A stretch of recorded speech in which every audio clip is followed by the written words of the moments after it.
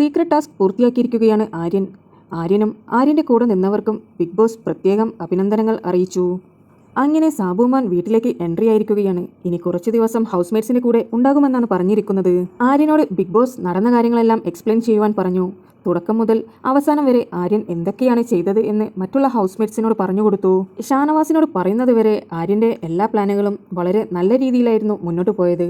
ഷാനവാസ് വന്നതോടുകൂടിയായിരുന്നു അത് പതുക്കെ പൊളിയാൻ തുടങ്ങിയത്. എങ്കിലും ആര്യനും ആര്യൻ്റെ കൂട്ടാളികളും തോക്കില്ല എന്നുള്ള വാശിയോടുകൂടി ടാസ്ക് പൂർത്തിയാക്കുകയായിരുന്നു. സാബുമാൻ ബാത്റൂമിലുള്ളത് അറിഞ്ഞിട്ട് എല്ലാവരും അവിടെ നിന്ന് ബാത്റൂമിലുള്ള ആളെ ഇറക്കാൻ ശ്രമിച്ചപ്പോൾ ആര്യനും ആര്യൻ്റെ കൂട്ടാളികളും ഇരുന്ന് ബിരിയാണി കഴിക്കുകയായിരുന്നു. അവർക്ക് ബിഗ് ബോസ് നൽകിയ ടാസ്കും അത് കഴിച്ചു തീർക്കുക എന്നുള്ളത് മാത്രമായിരുന്നു. അതുകൊണ്ട് തന്നെ യാതൊരുവിധ തടസ്സവുമില്ലാതെ അവർ അവിടെയുള്ള ബിരിയാണി മുഴുവനും കഴിച്ചു തീർത്തു. അതോടുകൂടി ആര്യൻ്റെ ടാസ്ക് പൂർത്തിയാക്കുകയായിരുന്നു.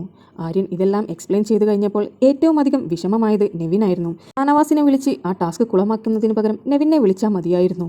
കാരണം നെവിൻ ഒരു ഫുഡിയുമാണ്. ആര്യനെ വളരെയധികം ഇഷ്ടവുമുള്ള വ്യക്തിയായിരുന്നു. ആര്യന് ഈ ടാസ്ക് കിട്ടാനുള്ള കാരണം തന്നെ നെവിനായിരുന്നു. കാരണം ആര്യന് ഏറ്റവും കൂടുതൽ ഗോൾഡ് കോയിൻ നൽകി ആര്യനെ വിജയിപ്പിച്ചത് നെവിനായിരുന്നു. എന്നാൽ ആ നന്ദി ആര്യൻ തിരിച്ചു കാണിച്ചില്ല. നെവിനെ ട്രസ്റ്റ് ചെയ്യുവാൻ ആര്യന് വളരെ ബുദ്ധിമുട്ടായിരുന്നു. എന്നാൽ ആര്യൻ ഈ നന്ദികേട് നെവിനോട് കാണിച്ചതിൽ നെവിന് വളരെയധികം വിഷമമായി. ആര്യനും നെവിനും അതിനെ തുടർന്ന് സംസാരിച്ചു.